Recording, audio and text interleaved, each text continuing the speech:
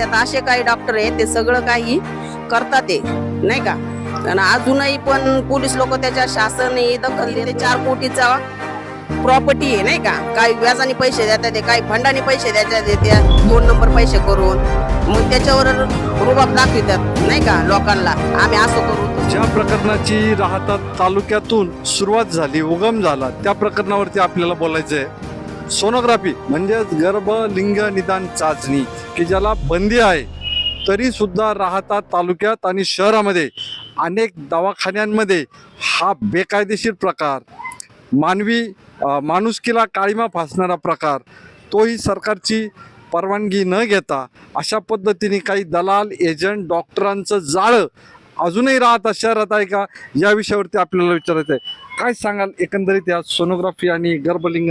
आता जे काही डॉक्टर लोक पकडलेले सोनोग्राफी करणारे, श्रामपूरचे कुटे डॉक्टर म्हणून, तर राहत्यात पण ही सोनोग्राफी जास्त या प्रमाणात चालू आहे. तर पोलीस लोकांनी ते तात्काळ सोनोग्राफीचे ते जप्त केले पाहिजे. राहत्यात असे काही डॉक्टर आहेत ते सगळं काही करतात ते नाही का. आणि अजूनही पण पोलीस लोक त्याच्या शासन दखल देत नाहीये. आणि जे राहत्यात अजूनही हिंडत्यात ते लोक नाही का. एक बाई पण आहे त्याच्यात, गावात चर्चा चालू आहे, ती बाई पण आहे सोनोग्राफीच्या याच्यात. बाई कोण, काय काम?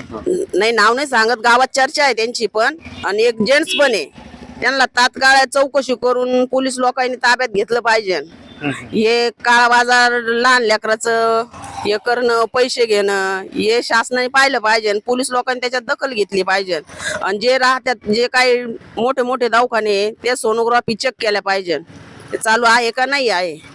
किती रुपयांची साधारण मालमत्ता गोळा केली अशी चर्चा आहे? एकाकडे जे राहत्यात आहे त्यांच्याकडे 3 ते 4 कोटीचा प्रॉपर्टी आहे नाही का, काही व्याजाने पैसे देतात ते, काही फंडाने पैसे देतात ते 2 नंबर पैसे करून, मग त्याच्यावर रुबाब दाखवितात नाही का लोकांना, आम्ही असं करू तसं करू. म्हणजे त्या पैशाचा इलिगल काम. हा. आणि राहतात काही त्यांच्या मुलांनी कुणी असं काही केलं का लगेच पोलीस स्टेशनला येऊन दाबादाबी करतात ते तात्काळ आहे ना.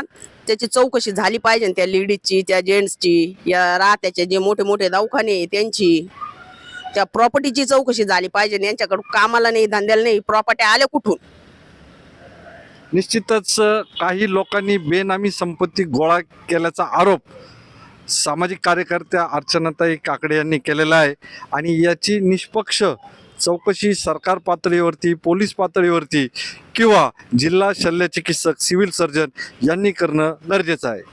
मॉड बाजार मीडियासाठी प्राध्यापक डॉक्टर जयंत गायकवाड, राहता.